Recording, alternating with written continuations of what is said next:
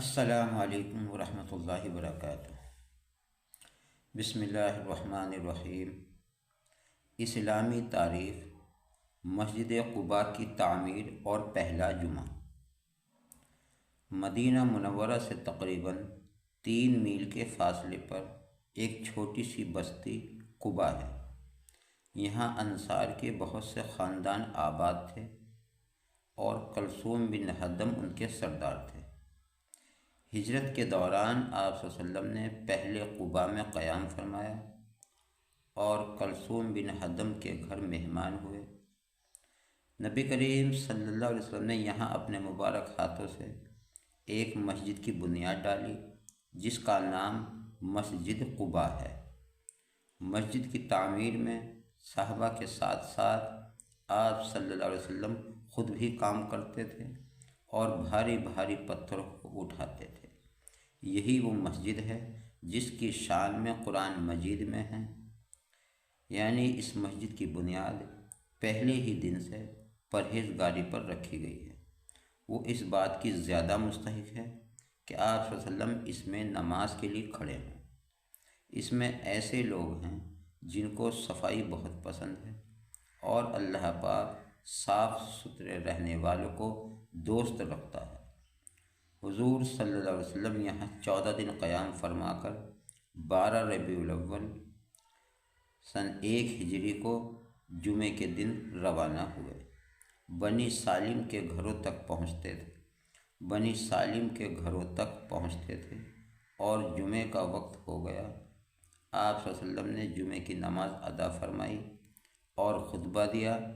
یہ اسلام میں جمعے کی پہلی نماز تھی۔ آپ صلی اللہ علیہ وسلم کے ساتھ تقریباً 100 آدمی نماز میں شریک تھے۔ اللہ کی قدرت۔ زبان دل کی ترجمان ہے۔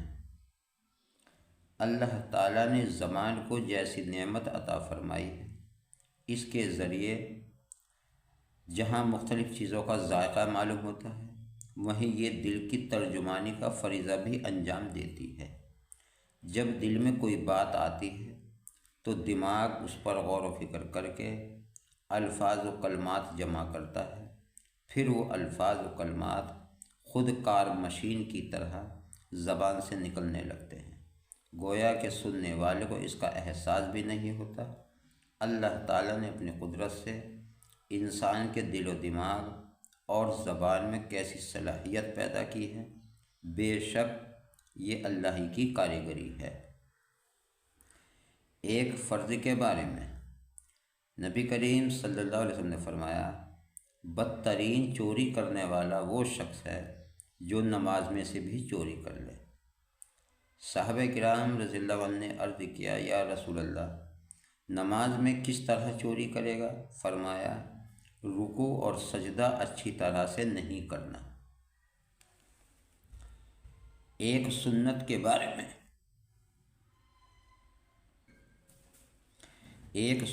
بارے میں سونے کے آداب۔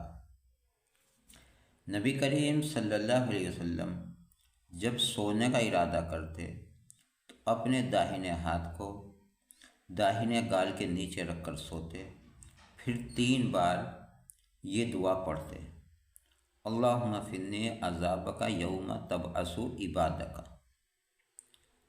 ایک اہم عمل کی فضیلت۔ 3 آدمی اللہ کی ضمانت میں ہیں۔ نبی کریم صلی اللہ علیہ وسلم نے فرمایا، 3 آدمی کی اللہ نے ضمانت لے رکھی ہے، اگر وہ زندہ رہیں تو بقدر ضرورت روزی ملتی ہے، اور اگر وفات پا جائیں تو اللہ تعالیٰ جنت میں داخل فرماتا ہے۔ نمبر 1، وہ شخص جو گھر میں داخل ہوتے وقت سلام کرے تو اللہ تعالیٰ اس کا ضامن ہے۔ دوسرا، وہ جو مسجد گیا تو اللہ تعالیٰ اس کا ضامن ہے۔ تیسرا، وہ راہ خدا میں نکلنے والے کا اللہ تعالیٰ ضامن ہے۔ ایک گناہ کے بارے میں، مرد عورت کا ایک دوسرے کی نقل کرنا۔ نبی کریم صلی اللہ علیہ وسلم نے ایسی عورتوں پر لعنت فرمائی جو مرد کی نقل اختیار کرتی ہے اور ایسے مرد پر لعنت فرمائی جو عورتوں کی مشابہت اختیار کرتا ہے۔ خلاصہ: مرد کا عورتوں کی شکل و صورت اختیار کرنا اور عورت کا مردوں کی شکل و صورت اختیار کرنا ناجائز اور حرام ہے۔ دنیا کے بارے میں: دنیا کی محبت بیماری ہے۔ حضرت ابو درداء رضی اللہ عنہ فرماتے ہیں کہ کیا میں تم کو تمہاری بیماری اور دوا نہ بتاؤں؟ تمہاری بیماری دنیا کی محبت ہے اور تمہاری دوا اللہ تعالیٰ کا ذکر ہے۔ آخرت کے بارے میں: دوزخ میں بچھو کے ڈسنے کا اثر۔ نبی کریم صلی اللہ علیہ وسلم نے فرمایا، دوزخ میں کھچروں کی طرح بچھو ہیں۔ ایک بار جب ان میں سے ایک بچھو ڈسے گا تو دوزخی 40 سال تک اس کی جلن محسوس کرے گا۔ طب نبوی سے علاج: درد سر کا علاج۔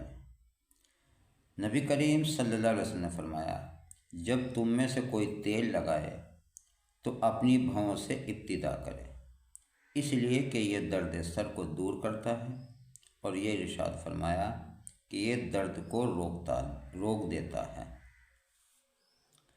قرآن کی نصیحت۔ قرآن میں اللہ تعالیٰ فرماتا ہے، اے ایمان والو، اللہ سے سچی پکی توبہ کر لو، امید ہے کہ تمہارا رب تمہاری خطاؤں کو معاف کر دے گا اور جنت میں داخل کر دے گا۔ یہ تھی آج کی ہماری تعلیم۔ محترم حضرات، آپ کو کیسی لگی آپ ہمیں کمنٹ کر کے بتا سکتے ہیں، اور اپنے ملنے والوں کو بھی شیئر کریں تاکہ وہ بھی سن سکیں۔ اللہ تبارک و تعالی ہم سب کو عمل کرنے کی توفیق عطا فرمائے۔ اپنا اور اپنوں کا خیال رکھیں، نماز کی پابندی کرتے رہیں، اور اللہ تبارک و تعالی سے دعا بھی کرتے رہیں کہ اللہ تبارک و تعالی ہم سب کو پنجگانہ نماز پڑھنے کی توفیق عطا فرمائے۔ آمین ثم آمین۔ جزاک اللہ۔